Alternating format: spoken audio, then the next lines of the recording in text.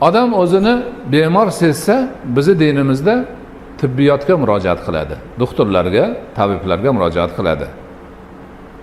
Tabiblar ko'rib, tekshirib, oxiriga yetib, "Yo, siz sog'siz.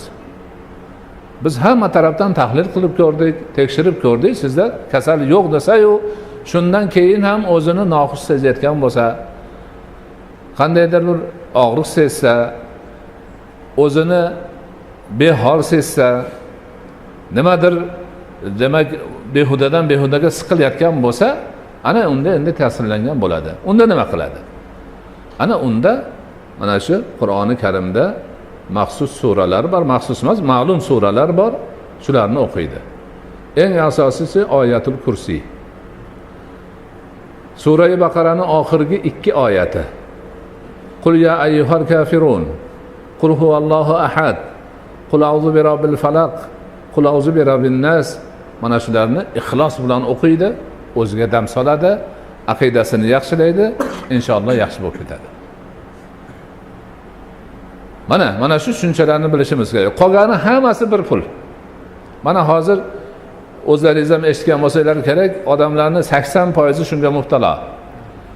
Falonchi xotini issiq sovuq qildirib qo'yibdi, anaqa bo'libdi ekan, mana qo'yibdi ekan.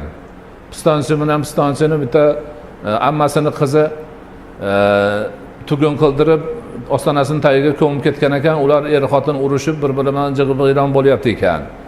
Yana mana shunaqalar tinmaydi, ya'ni ko'p. Ba'zi bir odamlar o'zini bolasidan, kelinidan shumlanib, "Meni shu kasal qilib qo'ydi" deb, doktorga bormay kasal olib yuribdi. Ha, meni kelinim yomon ko'radi, mastavaga bir narsani qo'shib ichirib qo'ygan. O'zi bilmaydi ichganini. Lekin shuni aytadi. Bu nima degani? Bu oilani buzish degani. Qarindoshlarning orasini buzish degani. Jamiyatni porakanda qilish degani bu. O'zidan o'zi shuni qilishadi. Shuning uchun ma'rifat bo'lsa, tushuncha bo'lsa, shu tushuncha asosida demak shuni yo'lga qo'yilsa, aqidani to'g'rilansa, mana shu narsalar hammasi barbod bo'ladi. Albatta 10-15 daqiqalik ma'ruzada buni bayon qilib oxiriga yetib bo'lmaydi. Bu yerlarda ko'rsatma beriladi. Kitoblarda yozib qo'yilgan. Kitoblarda yozib qo'yilgan. Mana shu yaqinda bir kichkina kitobcha qilib alohida shularni bitta qilib chiqardik ham, katta kitoblardan olib. Chunki bizni jamiyatdagi holat majbur qildi shunga. Odamlarga shuni aytmasak bo'lmayapti.